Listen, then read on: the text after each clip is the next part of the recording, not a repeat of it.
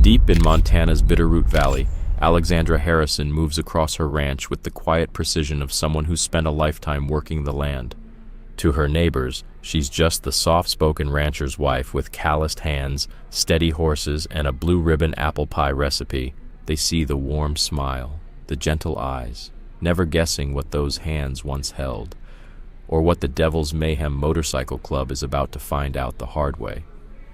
Because hidden in sealed military files, Alexandra goes by another name, Ghost Echo. For 15 years, she was the Marine Corps' most lethal scout sniper, 84 confirmed kills, and missions so classified even the paperwork is blacked out. Now, as Vincent Viper Romano and his outlaw bikers roll toward her ranch thinking they're about to intimidate some quiet ranch woman, they have no idea they're about to cross paths with the sniper who still haunts the nightmares of enemies she never gave a chance to see her. Quick pause. Drop in the comments where you're tuning in from. If stories like this hit home, make sure you subscribe. Tomorrow's drop is something you won't want to miss.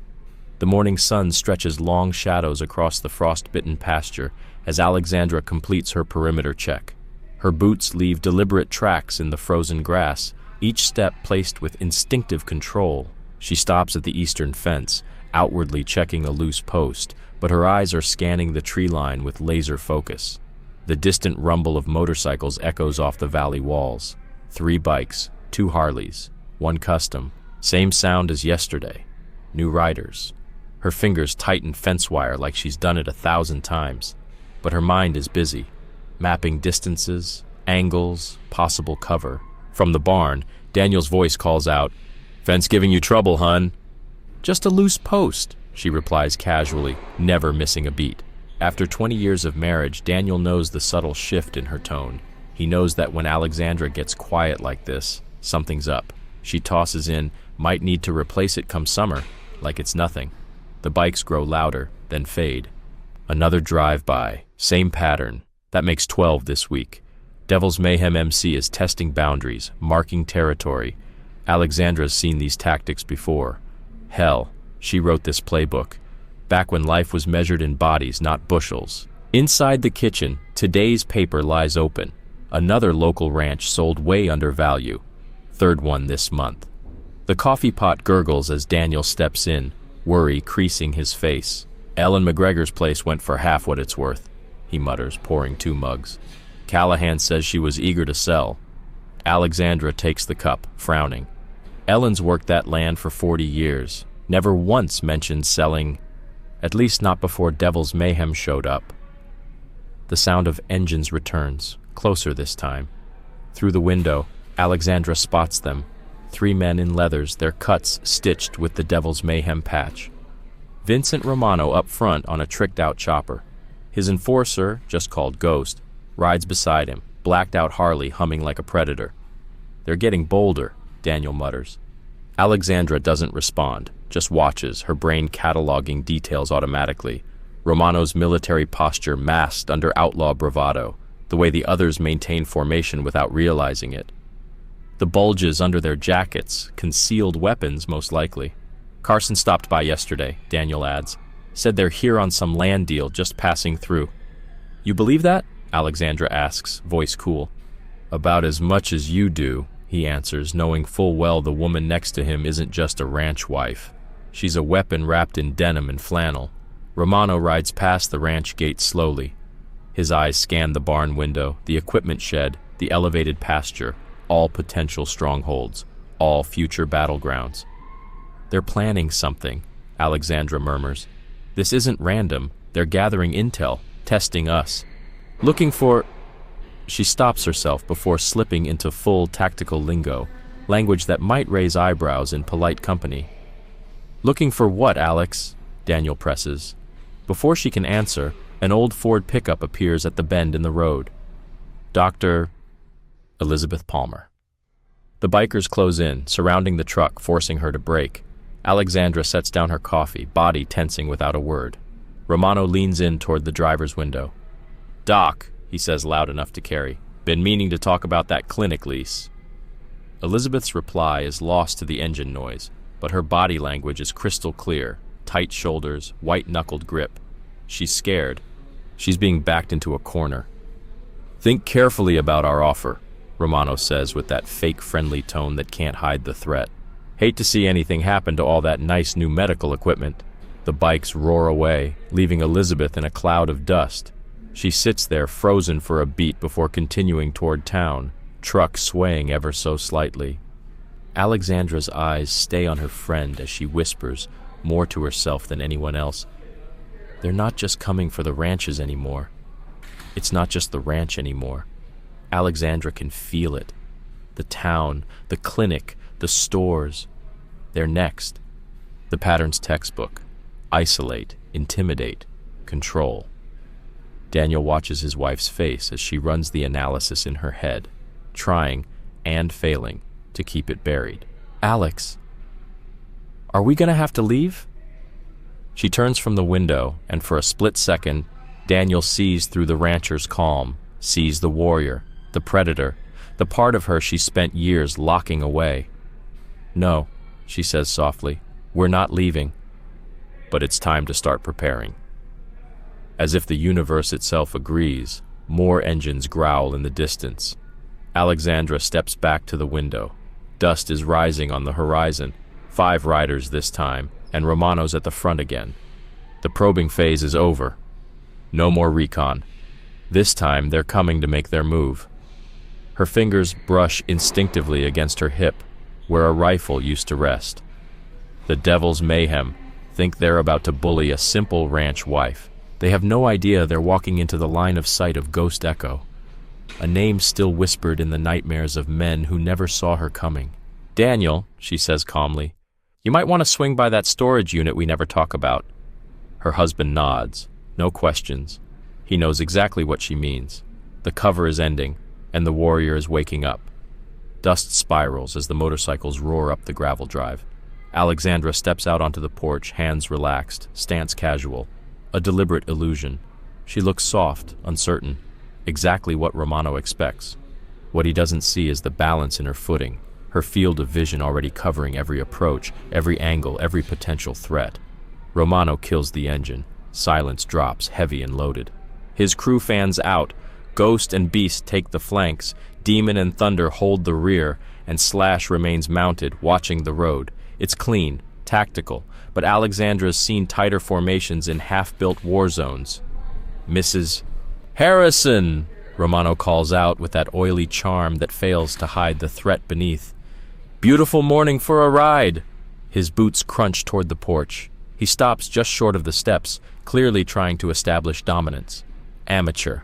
"We're not interested in selling," Alexandra says, letting a trace of tremor into her voice. "My husband already told your men that." "Well, that's not entirely accurate," Romano replies, spreading his hands in faux diplomacy. "He said he needed time. We gave you time. Now we're here with a very generous offer." Behind him, Beast shifts, flashing the pistol at his side. Alexandra clocks it instantly. .45 caliber, poor grip technique, 3 seconds to draw, max. The rest of the crew, same sloppiness, same empty threats. $2 million, Romano says smoothly. "Well above market, because we respect what you've built here." The smile never touches his eyes. "We're businessmen, Mrs. Harrison. We believe in fair compensation." At that moment, the screen door creaks open. Dr. Elizabeth Palmer steps onto the porch. It's no coincidence. Alexandra had spotted the dust trail from her truck minutes ago. Her arrival was a risk, but one Alexandra needed to take. "Alex?" Elizabeth's voice carries a note of concern. "Everything okay? I brought those supplements for the horses." The enforcer's tense. Ghost takes 2 steps forward, hand grazing his weapon, but Romano raises a hand, stopping him cold. "Dr. Palmer," he says with a strained smile, "didn't expect to see you here. Thought you'd be busy at the clinic, especially with recent developments." Elizabeth's jaw tightens. "Just making my rounds, Mr. Romano. Some of us still look after our neighbors." The tone in her voice stings, enough to make Beast bristle and step forward, but Romano halts him again with a sharp gesture. His civility stays in place, but Alexandra sees it, the shift in his eyes. He's reassessing, calculating, realizing witnesses complicate everything. Speaking of neighbors, Romano says smoothly, you might want to ask Dr. Palmer about the benefits of progress, about how change is coming and what happens to folks who refuse to adapt. Elizabeth's hand reaches for Alexandra's arm, a reassuring touch that also plays into the image of two frightened women. But Alexandra feels it. 3 subtle taps on her forearm, too slow to be accidental, an old military signal, multiple hostile units. Elizabeth's seen something in town. Alexandra keeps her tone calm. The clinic lease, she says slowly, watching for a reaction. That's what this is really about, isn't it? Not just our land, the whole valley. Romano's smile widens, just barely. That's why I came in person, he says, because you understand. The bigger picture, how all of this fits together. He steps closer, boots touching the first porch step. The ranch, the clinic, the access roads north. It's all part of something bigger, progress, development. The future! Just then, a burst of static cracks through the radio clipped to Ghost's belt. A voice on the other end, garbled by interference but urgent. And suddenly, everything shifts. Shipment confirmed. Loading at Mill Creek. Need cleanup at waypoint 3. The radio crackles, and for just a second, Romano's mask slips. A flash of frustration, a slip in operational security, and Alexandra catches it all. Mill Creek, waypoint, logistics. Another thread in a web that's starting to take shape. Think about the offer, Mrs. Harrison, Romano says as he backs away, his eyes still locked on hers.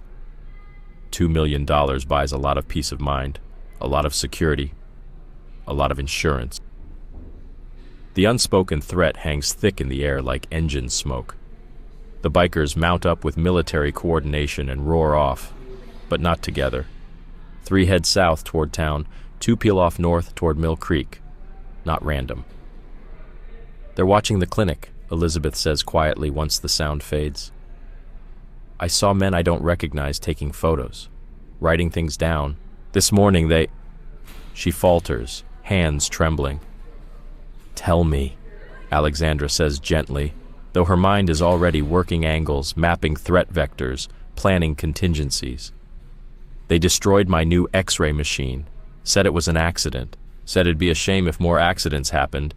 Then they started failing inspections, hinted my license might not hold up next time. Elizabeth's voice hardens. They want me out, Alex, just like the McGregors, just like the others. Alexandra ushers her inside, her brain still processing. The clinic's location, close to the northern road, the ranch's overlook, Mill Creek's abandoned lumber site, waypoints, shipments, cleaning crews. It's a pattern she's seen before, in darker places, places where lives disappeared beneath fake leases and forced signatures. Alex? Elizabeth's voice breaks the silence. I know that look. I remember it. From before, when we served. Alexandra turns back to the window, scanning the now quiet road. They're not just buying land, she murmurs. They're building a corridor, supply lines, hubs, using legit businesses as cover. Her voice is flat, clinical. The voice of a sniper laying out a mission, the voice that once sent chills through enemy command. The question is, what are they moving? A distant engine cuts through the silence. One bike. Alexandra lifts her spotting scope. It's Thunder, returning alone. He dismounts, walks to the ranch fence, and zip ties something to the post. Even from this distance, Alexandra sees it clearly. A condemnation notice. They're done playing nice, Elizabeth says under her breath. Alexandra nods. Now it's force, pressure, intimidation. She turns, and for just a heartbeat, the quiet rancher mask falls away. Elizabeth sees her again, the soldier, the protector, the woman she once followed into fire. What they don't understand, Alexandra says, is that some people don't fold under pressure. Some people push back. The sound of motorcycles grows again, this time from farther off, bouncing off mountain rock. Devil's mayhem is mobilizing. They're preparing to take what they want, but they're about to find out. The most dangerous predators aren't the ones who roar. They're the ones who wait. the ones you never saw coming. The ghost is waking up, and the hunt is about to begin. Quick break. If this story is pulling you in, hit that subscribe button. We've got more coming, and trust me, tomorrow's chapter goes places you won't expect. Now, back to the story. Pre-dawn shadows stretch long over the Bitterroot Mountains as Alexandra moves like a whisper through her land. She collects hidden trail cameras, swaps out the memory cards. 3 days of silent surveillance. Every vehicle on the North Road, every suspicious movement near Mill Creek. She moves with the ease of someone who's done this before, because she has. Years of black ops don't fade. They just shift into new forms. When she rolls into town, the general store is already open. Claire Bennett's old pickup sits alone out front, windshield still coated in frost. Fresh motorcycle tracks snake through the mud. Inside, Claire's trying too hard to look relaxed. Her hands tremble slightly as she stacks canned goods. Her eyes keep darting to the window. "Didn't expect anyone this early," she says, with a smile that doesn't touch her eyes. "Coffee's fresh if you want some." "Thanks," Alexandra says, scanning the store. There's damage here. A broken shelf poorly fixed, product restocked too hastily. Signs of something recent, something wrong. "Tough night?" she asks quietly. Claire fakes another smile. "Just some new customers. Very specific about what they want." Outside, a motorcycle rumbles into view. It's Beast, part of his morning route. He parks across the street, a clear line of sight into the storefront. Basic surveillance. Clumsy, but enough to shake up a quiet town. "They're demanding protection money," Claire whispers, her hands arranging cans that don't need arranging. "Said if I don't pay, there'll be accidents, late deliveries, surprise inspections." "When?" Alexandra asks. "Last night, the big one, calls himself Ghost, said I've got until Friday." Claire's hands pause on a display of local honey. She keeps her voice steady, but she won't meet Alexandra's eyes. "Sheriff Callahan says they're just passing through, that I should be reasonable, work with them. But you should see how they look at my daughter when she's helping at the register." Alexandra's hand tightens around her coffee cup. Outside, a patrol car pulls into view. Deputy Sarah Carson. She parks in a deliberate position, right between the store and Beast's bike. The deputy steps out, calm and composed. "Mrs. Harrison," she says as she enters, nodding politely. Deputy Sarah Carson steps inside. Her uniform is crisp, every detail in place, but the dark circles under her eyes betray sleepless nights and mounting pressure. "Mind if I join you, ladies?" she asks, tone polite but heavy with implication. Across the street, Beast revs his engine aggressively before roaring off. Alexandra watches closely. He's headed north again, toward Mill Creek. The pattern continues. "Got something you should see," Sarah says quietly once he's gone. She spreads several photographs across the counter, surveillance images. "County's been tracking wildlife migration," she adds, "but these came through last night."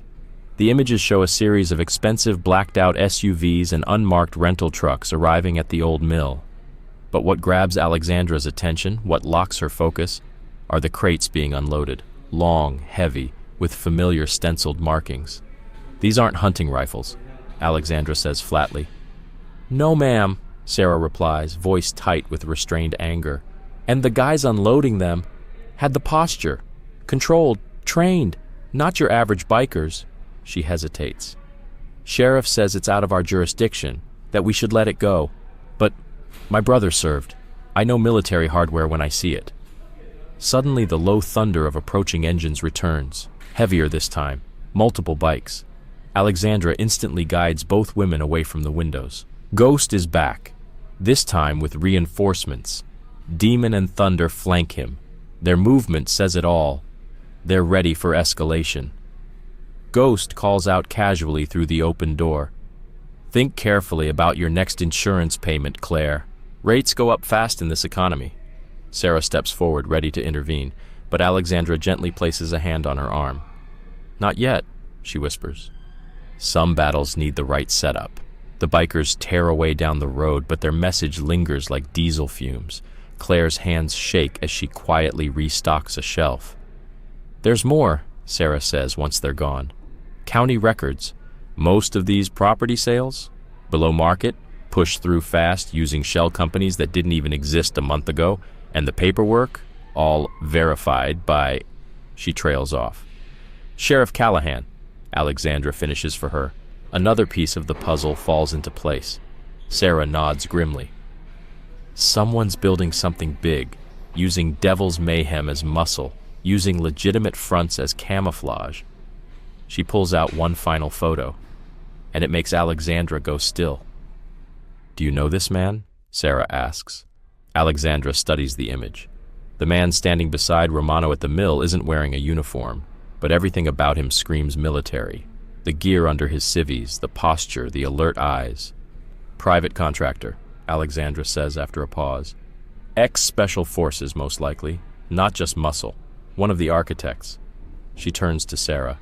Those wildlife cameras. They record at night when configured properly, right? Sarah's expression shifts, understanding instantly. Might take a few days to reposition them, she says carefully. Particularly around waypoint 3, wherever that turns out to be. Alexandra gives her a rare nod of approval. Then, turning to Claire. About that insurance issue, I might know someone who handles high-risk coverage. Later, on her way back to the ranch, Alexandra notices fresh tire marks. Heavy tread, turning north. The way they handle corners. The weight shift, military transport techniques. She pulls off onto a hidden turnout and retrieves a satellite phone from a concealed compartment.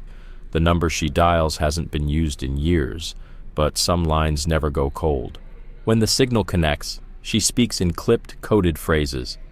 Authentication code, Ghost Echo 7. Request background on private military ops in Montana sector. Priority target, arms movement with El Salvador protocol signatures. The reply is fast. Ghost Echo confirmed. Data incoming. Be advised. Multiple agencies monitoring. Area classified high priority. She ends the call. The implications are already spinning through her mind. Devil's Mayhem isn't just a biker gang. They're the forward arm of something far more organized. Something hidden behind layers of legitimacy. And most of them probably don't even know who they're truly working for. But now, a ghost is watching, observing, tracking, and ghosts are very patient hunters. Dust kicks up down the ranch road. Daniel's truck races toward the house, faster than usual. Alexandra watches from the porch. 3 motorcycles follow at a distance. Not just surveillance anymore. Harassment. She counts the seconds until the bikers pull back, notes their pattern, their route. Daniel steps out, jaw clenched, hand shaking as he hands her a folder of paperwork. Bank refused the loan, he says bitterly. Wouldn't look me in the eye, just kept saying policies changed. He looks away. Then I saw who was in the office, Romano and Sheriff Callahan. Alexandra flips through the papers.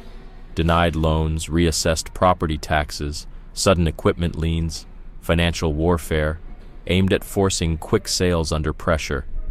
That's not all, Daniel adds, lowering his voice. I overheard Romano. Something about shipping manifests, military-grade gear, being routed through old logging roads. Deputies are being told to avoid certain areas, certain nights. On the horizon, a truck appears, Dr. Palmer's vehicle. It's swerving slightly. 2 bikes trail her at a distance. The next phase is beginning, and Alexandra is ready. Beast and Demon flank the truck hard, forcing it off the main road and onto the shoulder. From the porch, Alexandra's hand tightens on the railing.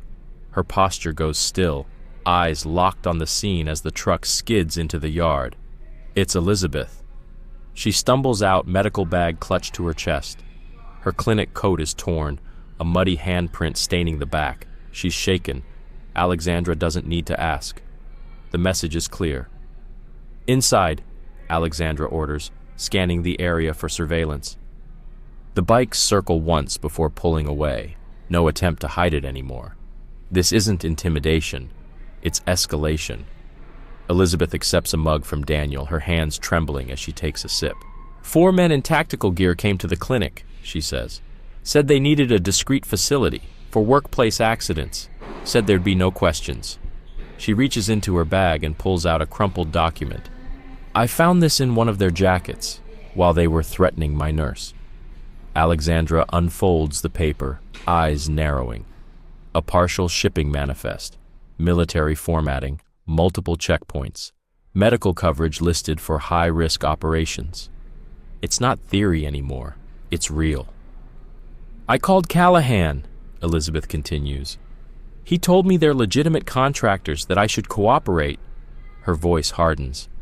Then Beast came, said the same thing, but with his hands.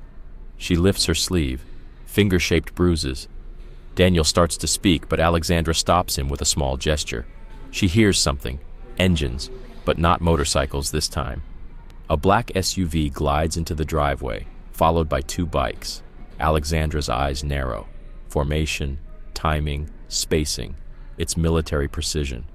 Daniel, she says softly, get Elizabeth to the back. Call Deputy Carson. Tell her it's time. Romano steps out of the SUV, but he's not alone. Beside him walks the man from Sarah's surveillance photos, the one with tactical gear hiding under civilian clothes, the one who doesn't belong in a place like this. They move with trained coordination. Ghost and Thunder flank them. This isn't a visit, it's a warning. Mrs. Harrison, Romano says flatly, the charm is gone. Only cold efficiency remains. We need to wrap this up. Today. The contractor steps forward. His eyes scan everything, every window, every angle, every threat. His stance screams special ops.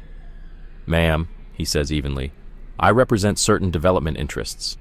We've secured all the surrounding properties, except yours. This is a courtesy call. Legal proceedings begin next.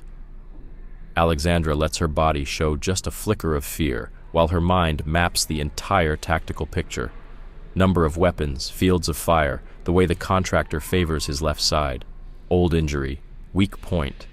I don't understand, she says, voice quivering just enough. What legal proceedings? Romano's grin is cold. Inspections, environmental reviews, property violations. Funny how many things turn up when you really start looking. He nods toward Elizabeth. Ask your friend about compliance. A phone rings. The contractor answers, steps a few feet away. Alexandra strains her hearing, years of training tuning in on the key fragments. Shipment confirmed, security in place, medical coverage arranged, 2 hours. Romano's voice cuts through the silence. Sign the transfer, take the money. Leave quietly, or we'll do this another way. He doesn't have to say it. His glance toward the clinic says it for him. You've seen the other way. They leave with that same military precision, but not before Alexandra catches the contractor flashing hand signals to someone unseen. Across the ridge lines, she spots movement. More bikes. Devil's mayhem, spreading out like wolves. They're preparing for war. Inside the house, Alexandra moves with silent determination. Hidden catches reveal weapons caches. Surveillance gear slides from behind false panels. Daniel watches, stunned. Elizabeth speaks first. Those aren't just contractors, she says, eyes on the gear. That's military-level hardware. You don't get that at a surplus store. No, Alexandra replies, her tone all mission now. They're running a full-scale weapons smuggling operation. Devil's Mayhem is just a front. They're buying up land to lock down the routes. The clinic? A cleanup station for casualties. Her voice sharpens, sliding into full operational mode. But they made mistakes, got lazy, forgot to ask why this land never sold. A burst of static cracks from a hidden radio. Deputy Carson's voice. Multiple vehicles moving north. Military pattern. They're mobilizing. Daniel looks at his wife. Eyes full of questions. Alex, what is it about this land? Why did you choose it? Alexandra's reply is quiet, measured. The sightlines, the defensive terrain, the old tunnel system, built during Prohibition. It's perfect. You can monitor all movement north and south. She meets his gaze. Perfect, for a ghost to hunt from. Outside, more bikes line the ridges. Devil's Mayhem is preparing to strike, unaware they're just pawns. Unaware the terrain belongs to someone far more dangerous than they are, someone who didn't spend 15 years as Ghost Echo by being predictable. The trap is set, and the hunter is ready. "Daniel," she says, eyes never leaving the ridgeline. "Remember that storage unit?" He nods. "It's time to open everything, all of it. Because Ghost Echo is done watching. The real operation is about to begin." As darkness settles over the Bitterroot Valley, Alexandra scans the surveillance feeds and prepares to end this war before it begins. In the quiet Montana town of Hope Springs, rancher Alexandra Harrison is seen by locals as just another quiet woman with good horses and a strong coffee habit, but her past tells a different story. Known in classified files as Ghost Echo, she was once the Marine Corps' most lethal scout sniper, and when the outlaw bikers of Devil's Mayhem roll into town, they have no idea they're about to awaken a ghost.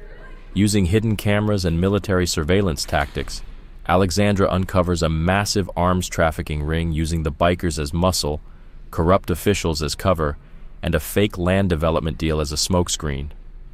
Her old instincts kick in. The hunters don't know it yet, but they're being hunted. As intimidation escalates, local businesses are extorted, a clinic is threatened, and families begin to break under pressure. Alexandra moves quietly, gathering intel, sabotaging equipment, and exposing tactical weak points. With help from a trusted deputy, a sharp-eyed doctor, and her veteran husband, she starts dismantling the operation from the shadows. The deeper she digs, the clearer it becomes. This isn't just about land or guns, it's about Project Echo, a secret military program that turned veterans into controllable super soldiers. And the town of Hope Springs was chosen as the next testing ground.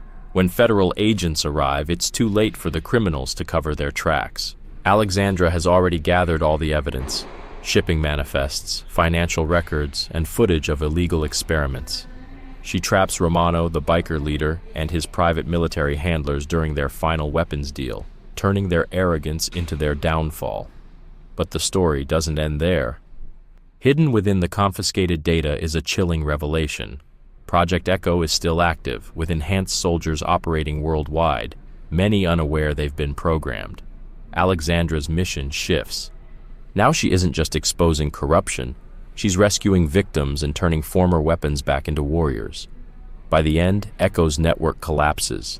Federal and international forces act on Alexandra's intel, shutting down facilities, arresting traitors, and freeing the controlled operatives. Alexandra, now a leader among rescued veterans, prepares for a new kind of battle, not one of destruction, but of restoration, because sometimes the most dangerous predator is the one you never see coming.